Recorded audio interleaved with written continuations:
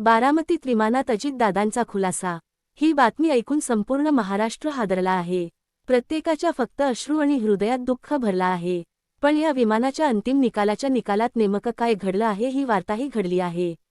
या सत्याचं मूळ कारण काय हे धक्कादायक सत्य आता उघड झाले आहे।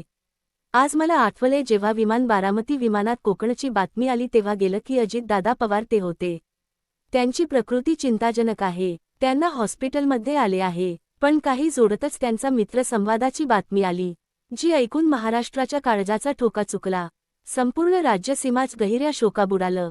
तुम्हाला वाटेल असे वाटते की हा विमानात बिघाड सुरू झाला आहे, पण जेव्हा डीजीसीएचा रिपोर्ट आला तेव्हा महाराष्ट्राला मोठा धक्का बसला। या कारणास्तव भलतच वेळ निघालं डीजीसीए या सरकारनं स्वतःला शेवटच्या 10 रिपोर्टमध्ये काय घडलं आहे, शेवटच्या 10 विमानात चालकाने एअर ट्रॅफिक कंट्रोलला नेमक काय संदेश दिला होता, तो शेवटचा संदेश काय होता, त्या संदेशातून खरे कारण उघड। इंजिन खराबी होती की वैनिकाची चूक होती की तिसरं कारण सत्य चूक होती? चला या राज्याबाबत संपूर्ण माहिती जाणून घ्या। दिवस होता 28 जानेवारी 2026चा। स्वतः 8:45 स्थानिक बारामतीच्या गोबावी अपघातात एक मोठा स्फोट झाला आणि संपूर्ण महाराष्ट्र हळहळला। सत्तावर ब्रेकिंग न्यूज येत, उपमुख्यमंत्री पवार यांच्या विमानाचा भीषण अजमा। बातम्यांची दादा ती आहेत, पण काही तासातच बातमी महाराष्ट्राचा ठोका चुकवते। अजितदादा पवार धोकादायक आहे। सगळ्यांना आता प्रश्न पडला होता की हा अपघात नेमका कसा झाला। विमान तर फक्त 500 फुटावर होतं, मग असं काय घडलं? वैमानिकाचा ताबा सुटला? ब्लॅक बॉक्समध्ये काय रेकॉर्ड झालं ते शेवटचे 10 सेकंद काय सांगतात? वैमानिकाचा तो आवाज काय होता? दादांचे शेवटचे शब्द? सगळी माहिती आता समोर आली आहे। या पर्यायाच्या कारणाच्या जगाची वेळ आहे। 28 जानेवारीची सकाळची महाराष्ट्राची इतिहासाची नोंद होणार आहे। आपल्याकडं मुलाकडं तापलं। मुंबई राज्याच्या नुकत्याच एकत्र जिल्हा परिषद, नगरपालिका, नगरपंचायती रणधुमाळी सुरूची धामधूम। दादा पूर्ण ताकदीने मैदानात उतरले होते। त्या दिवशी त्यांच्या बारामतीत 4 सभा होत्या। सकाळी 8 वाजता दादा मुंबईतून निघाले होते।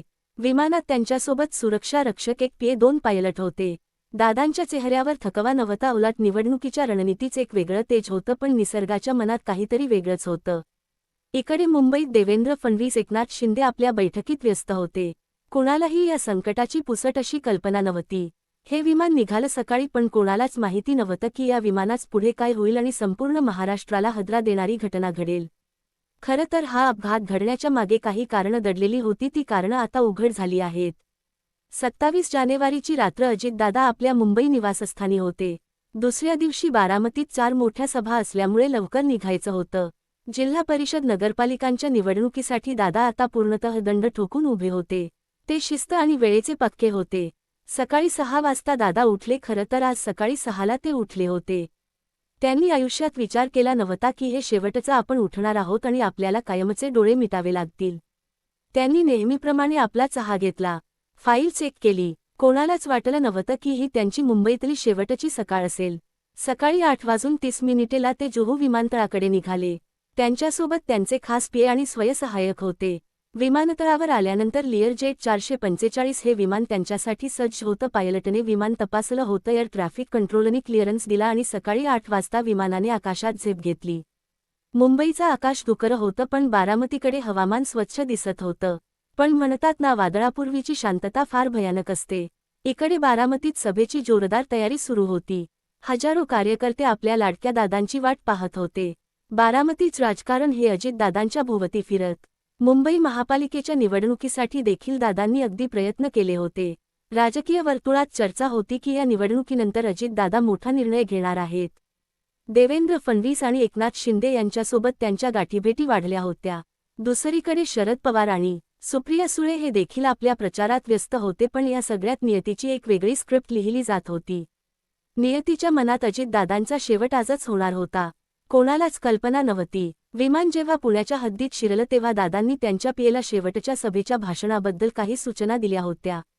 ते उत्साहात होते। त्यांना ठाऊक होतं की बारामतीची जनता त्यांच्यावर किती प्रेम करते, पण बारामती विमानतळापासून अवघ्या काही किलोमीटर असतानाच विमानाचा आवाज बदलू लागला। खरं तर ही घटना, हा अपघात होणार होता त्याची सुरुवात काही किलोमीटर आधीच झाली होती। पुण्याच्या हद्दीत विमान शिरलं, बारामती काही अंतरावरच होती की तेवढ्यात विमानाचा आवाज बदलू लागला। डीजीसीएचा रिपोर्ट आला. त्या रिपोर्टमध्ये विमानाच्या अपघातात सगळं रहस्य उघड होणार होतं, पण अपघात होणं अजून बाकी होतं. विमान आता लँडिंगसाठी हळूहळू खाली येत होतं. गोजूभावीचा परिसर दिसत होता. उंची फक्त 1000 फूट, 900 फूट, 800 फूट. आणि अचानक वैमानिकाने मेरे मेरेचा कॉल दिला. मेरेचा कॉल देणं म्हणजे अपघात स्थिती निर्माण झाली असा त्याचा अर्थ होतो. मग नेमकं असं काय घडलं की 500 फूट अंतरावर विमान असतानाच मेरे कॉल दिला? काय घडलं होतं तिथे? विमानाचा उजवा भाग अचानक खाली झुकू लागला. वैमानिक विमानाला सरळ ठेवण्याचा प्रयत्न करत होता, पण हायड्रॉलिक सिस्टीम जी विमानात कार्यरत करत असते तिने प्रतिसाद देणं बंद केलं होतं. विमानातील दादांच्या सुरक्षा रक्षकांना आता जाणीव झाली होती की आता काहीतरी विपरीत घडतंय. खाली जमिनीवर शेतात काम करणाऱ्या लोकांनी पाहिलं की एक विमान अतिशय कमी उंचीवरून उडत आहे. त्याच्यामधून धूर निघत आहे, पण ते विमान अतिशय अनियंत्रितरित्या खाली येताना दिसत आहे.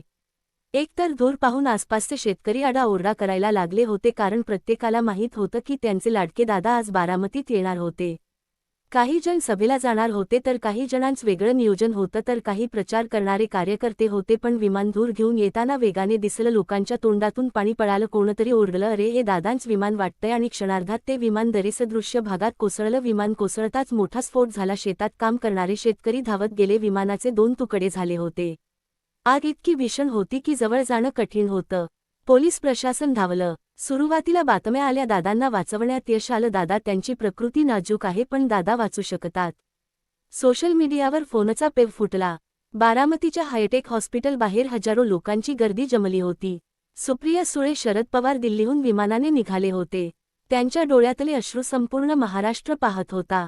पण सत्य हे होतं की त्या भीषण आगीमध्ये नेमका कोण वाचले, कोणाचा जीव वाचलाय याची अजून कोणालाही कल्पना येत नव्हती. तेवढ्यात डीजीसीएच्या पथकाने तपास सुरू केला. डीजीसीए हे भारतीय सरकारच असं पथक आहे जे विमान अपघाताची पडताळी करतं, कारण शोधत त्याचं काम व्यवस्था करणं हे सरकारी काम आहे. डीजीसीएची एंट्री झाली, तपास सुरू केला, विमानाचे अवशेष निरीक्षण केले. तुम्हाला वाटलं तंत्र बिघाड म्हणजे फॉरेन्सिक. जेव्हा धक्का बसला तेव्हा बापशी रिपोर्ट आला, तेव्हा त्या सत्याने या भागाची दिशा दिली. खरं तर या प्रकरणाची सुरुवात या विमानात काय प्रॉब्लेम होता, चूक कोणाची होती, तंत्र बिघाड होता की तिसरं चुकतं, हे आता सत्य आहे. स्वतः स्विच मोदी यांनी देखील काही लोकांपूर्वीच माहिती घेतली आहे. काही कारणास्तव आता या पार्किंगचे कारण काही तासातच लाभ आहे. पण तो महाराष्ट्रातील बडा नेता, जो लोकप्रियता नेता असा पार्श्वभूमीपर्यंत पोहोचला आहे. अजितदादांनी शेवटच्या क्षणी एक संदेश दिला. लोकशाहीत कितीही संघर्ष केला तरी एक कार्यकर्ता आणि नेता म्हणून त्यांनी शेवटचा श्वास सोडला.